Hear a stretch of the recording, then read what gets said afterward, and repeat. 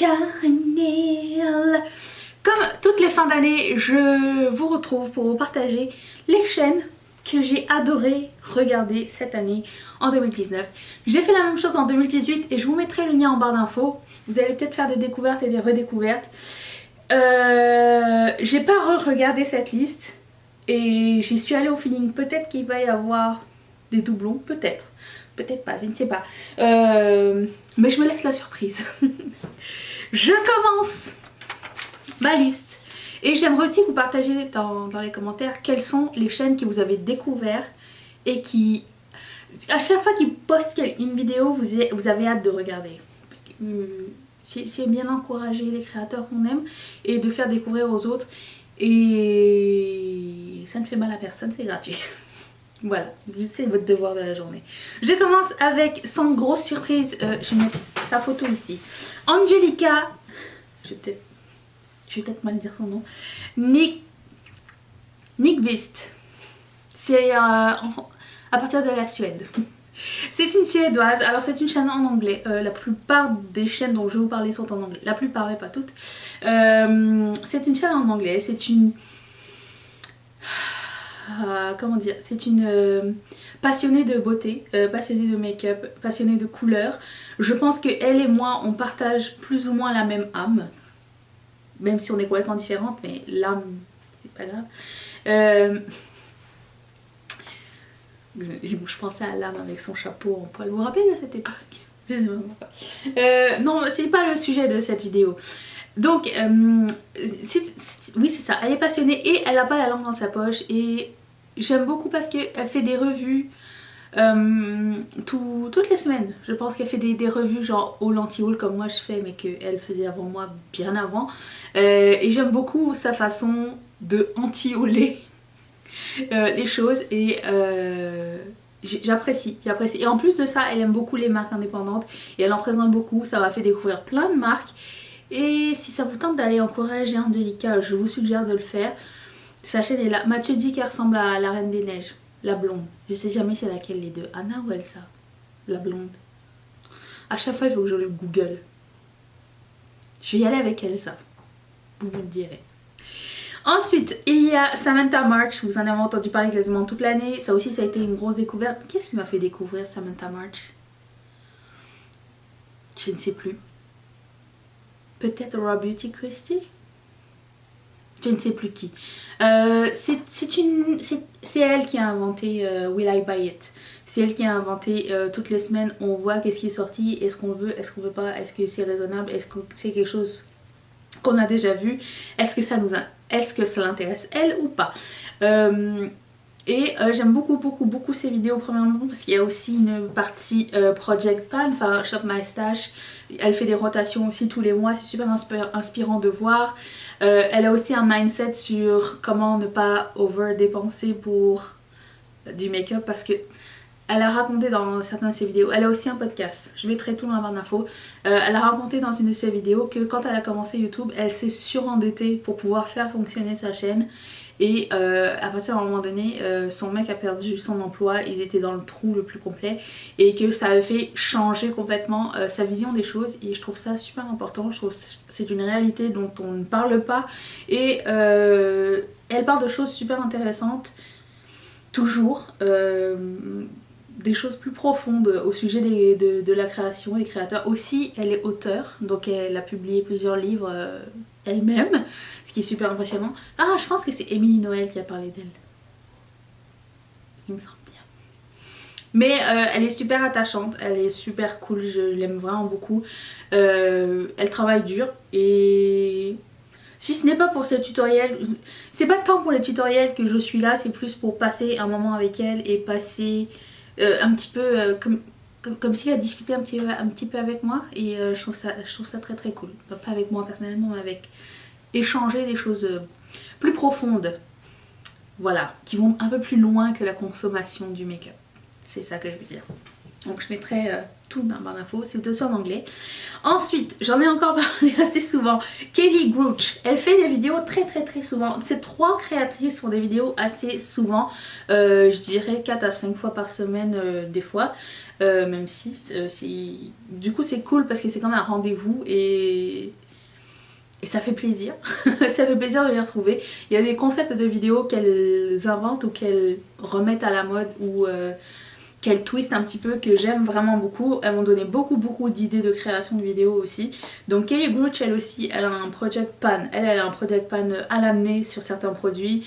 Cette année, les Project Pan, c'était comme ma découverte, c'était comme ma nouvelle passion. Voir des produits diminuer, des produits finir, c'est super intéressant. J'aime énormément ce genre de vidéos, donc ça c'est cool.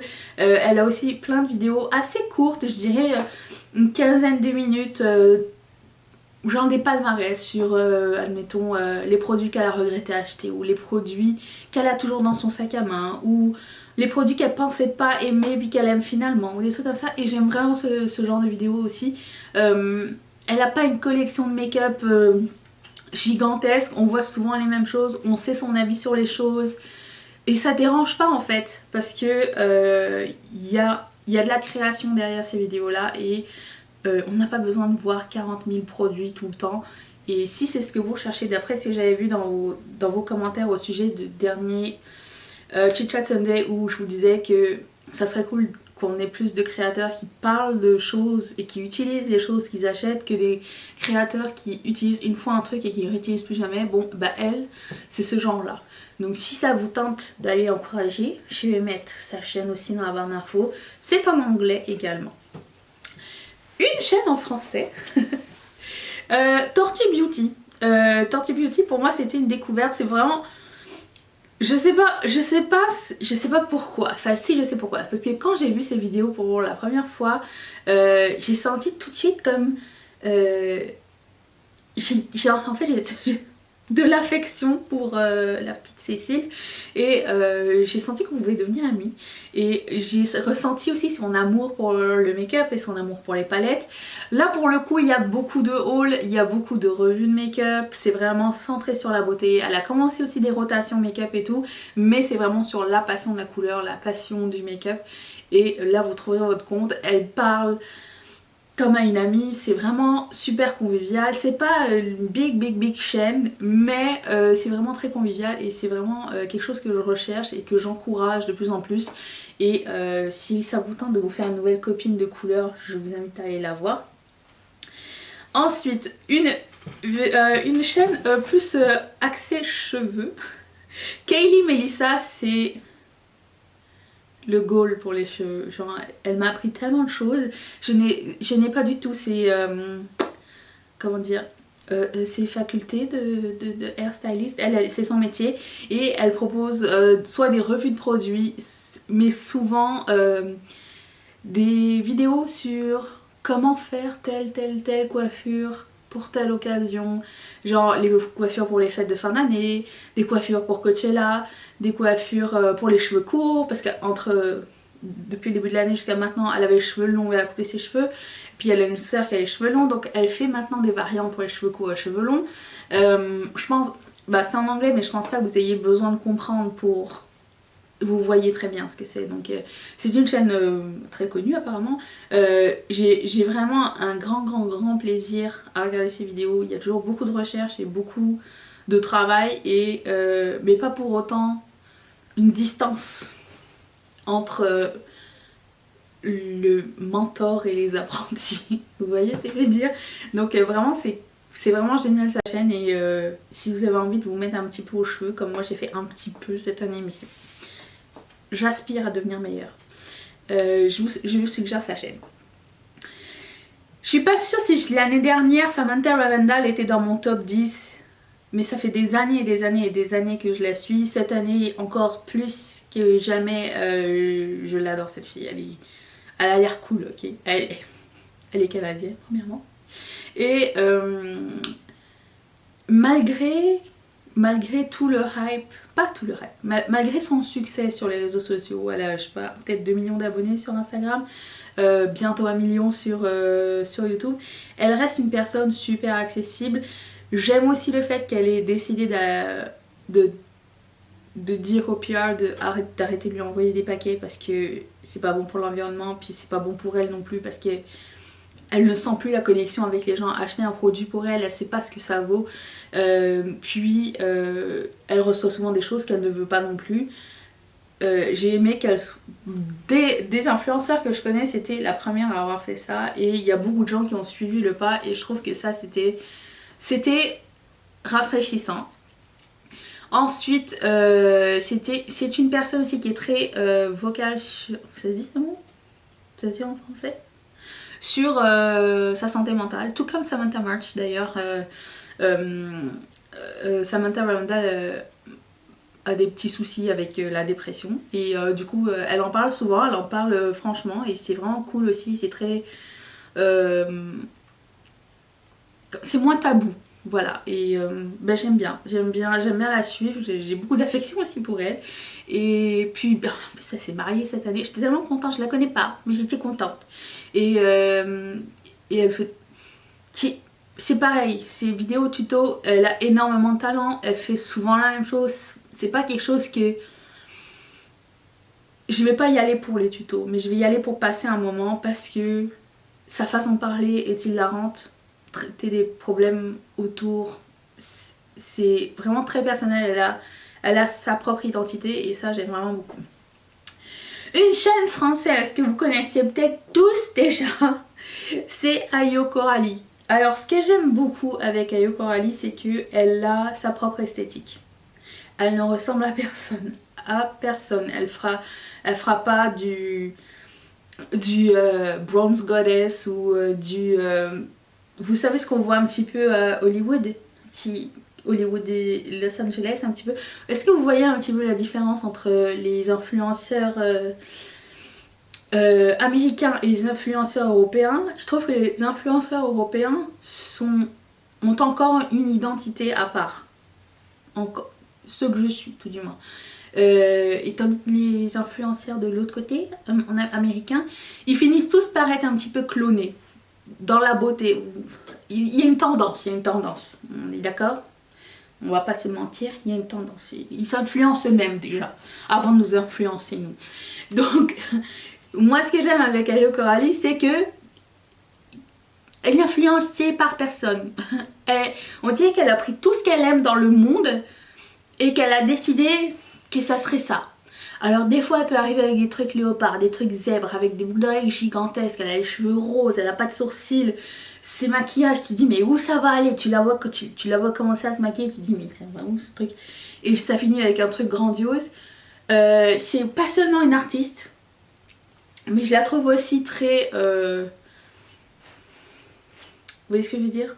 Accessible aussi, et je la trouve très cool et je l'aime vraiment énormément. J'aime beaucoup la regarder. À chaque fois qu'elle fait une vidéo sur n'importe quoi, là, elle vient de déballer une guitare de je sais pas trop quoi, même si à la base c'est pas quelque chose qui m'intéresse, je vais aller regarder la vidéo parce que j'aime sa façon de parler, j'aime sa spontanéité, j'aime sa personnalité. Donc Ayo Coralie est un must. Si vous n'aimez pas son esthétique à la base, vous aimerez sa personnalité, je pense. Essayez-la. C'est tout ce que je peux vous dire. J'ai découvert il n'y a pas très longtemps, et je pense que c'est quelqu'un parmi vous qui m'a conseillé cette chaîne. C'est la chaîne de Heather Morehouse. C'est aussi une artiste à part entière. Elle est british. Entendre parler des British, je pourrais faire ça toute la journée. C'est juste... ça fait du bien au cœur et aux oreilles surtout. C'est une grande artiste. Elle fait tout. Elle fait de la couture, elle fait des bricolages, mais elle fait beaucoup de make-up et beaucoup de make-up éditoriaux. Elle fait surtout des make-up à concept pour Halloween ou des trucs comme ça. C'est sa grande période. Et je me suis tout de suite attachée à cette personne-là qui est très humble malgré tout son talent. Et je vous suggère d'aller faire sa connaissance aussi. Je pense que vous allez l'aimer. Je pense que vous allez l'aimer. Si vous m'aimez bien, vous allez l'aimer. Et elle est attachante et elle a un humour aussi un petit peu décapant, un petit peu... elle me fait un peu penser à... Elle me fait penser un petit peu à Bunny de Graveyard Girl. Je l'ai pas vue depuis longtemps d'ailleurs. Comment va-t-elle? Un petit peu dans sa façon de réagir et tout. Mais avec avec du talent en plus. C'est ça. Je dis pas qu'elle a pas de talent, hein, Bunny, c'est juste, c'est très différent. C'est pas du tout la même chose. Mais oui, je vous suggère sa chaîne, vous n'allez pas être surpris, vous n'allez pas être déçus, vous allez être peu surpris parce qu'elle fait plein de choses. Elle fait plein de choses et elle est très créative et j'ai l'impression qu'elle est un petit peu, pas bohème dans son lifestyle, mais bohème dans sa tête. Genre, je vais essayer ça et ça et ça. Et c'est le genre de personne qui veut essayer quelque chose mais qui réussit tout. Déjà à la base, vous savez, il y a ce genre de personne dans la vie, c'est très très très très frustrant. Tu dis comment? Pourquoi? T'avais jamais fait ça de ta vie, pourquoi t'as réussi le premier coup? Il y a des gens comme ça existe. Et c'est injuste. Elle fait partie de ces personnes-là. Une chaîne que j'ai découvert il y a vraiment pas très longtemps et je suis tombée aussi tout de suite amoureuse, c'est Kutova Kika, qui veut dire, elle c'est son nom, c'est Kika. Alors d'après ce que j'ai compris, ça veut dire Kika tricote. À la base elle tricotait des chandails, c'était son métier. Et finalement elle s'est tranquillement transformée en photographe, super créatrice. Ses photos sont poétiques, sont douces et drôles. Et elle donne des conseils sur comment prendre des photos, quel genre de vêtements mettre quand tu prends une photo, plein de petits conseils très très très très sympas. C'est des photos courtes, des vidéos courtes, super bien réalisées, visuellement magnifiques aussi. Un petit peu la Natasha Bird, mais comique de YouTube. Vous voyez un petit peu l'esthétique, bon c'est un petit peu comme ça. Et Kika elle est trop marrante. Par contre son générique, vous l'avez dans la tête pendant 10 ans. Je vous suggère, non, je vous suggère rien du tout. Je vous suggère d'aller l'entendre et vous allez me dire si j'ai pas raison. À chaque fois que j'écoute ces vidéos, après ça, pendant 3 jours, j'ai un truc dans la tête. Mais oui, Kutova Kika, c'est vraiment une fille super épatante. Et il y a beaucoup de travail aussi derrière. Et elle a commencé sa chaîne, je pense, il y a pas longtemps et ça décolle vraiment très bien. Et je suis vraiment très contente pour elle parce que il y a beaucoup de travail, voilà, c'est tout. Et finalement, la 10e chaîne, je pense avoir découvert cette année ou l'année dernière. C'est un tout ordre d'idées. Kutova Kika, vous avez du pastel, la guimauve, la lumière et tout. Et là, vous avez Gaël Garcia Diaz. Des bites, des chattes, toutes. Et là. Et c'est à l'opposé. On dirait qu'il y a toutes mes personnalités dans ces chaînes que je vous ai suggérées. Comment vous dire?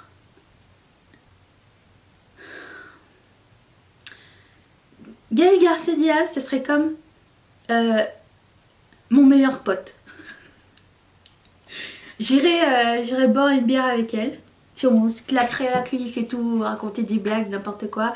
Et en plus de ça, elle est chef d'entreprise. Et en plus de ça, elle fait des produits cool. Et en plus de ça, elle a du talent. Et elle chante. Et elle produit des choses. Et elle fait pas que sa chaîne. Je trouve que c'est une femme avec, comment dire, plein de talent. Et c'est une businesswoman avec plein de talent. Et le truc c'est qu'elle laisse paraître que son côté Martine dans ses vidéos, qui est drôle aussi, super drôle, j'adore, mais que derrière ça il y a énormément de travail et ça me fait toujours plaisir de regarder ces vidéos et de rigoler un coup quoi. C'est juste pour rigoler, c'est hyper vulgaire, c'est hyper... ça décontracte un petit peu, j'ai l'impression qu'on est dans un monde où on doit s'auto-censurer tout le temps et c'est dommage. Et que là c'est complètement à l'opposé de l'esthétique YouTube. Et franchement, je suis pas déçue, j'adore ce genre d'humour.